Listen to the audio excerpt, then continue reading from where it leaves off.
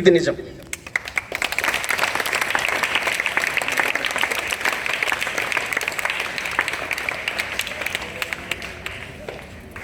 ఈ స్కూలు నాది అనుకుంటాను, అలాగే మీరందరూ నా కుటుంబ సభ్యులు అనుకుంటాను.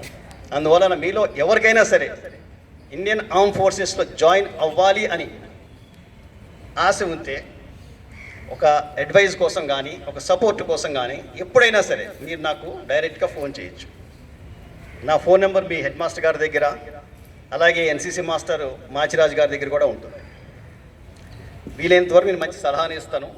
ఆ తర్వాత మీ అదృష్టం చూద్దాం. ఇక చివరిగా ముగించే ముందు ఒక్క మాట చెప్తాను. ఈ మాట ముఖ్యంగా 10th క్లాస్ వాళ్ళు, మీరు 10th క్లాస్ పిల్లలకి, ఒక్కసారి మీరు 10th క్లాస్ అయిన తర్వాత మీ స్కూలు గేట్ బయటికి ఒక్క అడుగు వేస్తారు బయటికి. ఆ తర్వాత మళ్ళీ ఎప్పుడు భవిష్యత్తులో స్కూల్ లోపలికి వస్తారో లేదో తెలియదు. ఇన్ని సంవత్సరాలు ఒక తల్లిగా ఆదరించిన స్కూల్ని, ఒక తండ్రిగా మీకు విద్యాబుద్ధులు చెప్పిన టీచర్స్ని మీ జీవితంలో మళ్ళీ కలుస్తారో లేదో మీకు తెలియదు. ఉన్నత విద్యల కోసం, లేకపోతే ఆ తర్వాత మంచి జాబ్స్ కోసం మీరు ఇంకో స్టేట్స్కి వెళ్ళిపోవచ్చు, ఇంకో దేశానికి వెళ్ళిపోవచ్చు.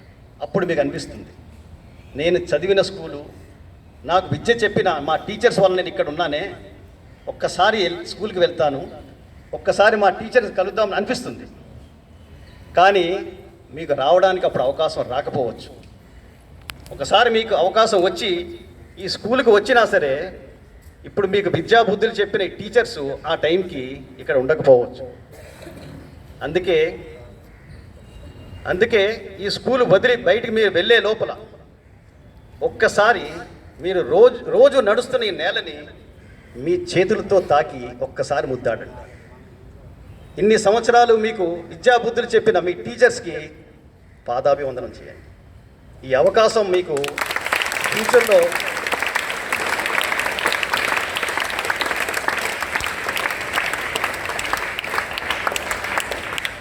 ఎందుకంటే ఈ అవకాశం మీరు అందరూ నా అంత అదృష్టవంతులు ఉండకపోవచ్చు, కావాల్సినప్పుడు ఆ స్కూల్కి రాకపోవచ్చు మీరు. ఒక్కసారి ఆలోచించి మీ స్కూల్ వదిలే లోపల నేను చెప్పిన పనులు చేయండి. ఆ తర్వాత మీరు పెద్ద స్థితిలో వెళ్ళినా సరే మీరు చేసిన ఈ 2 పనులు జ్ఞాపకం ఉండిపోతాయి. అది సంతృప్తే వేరు.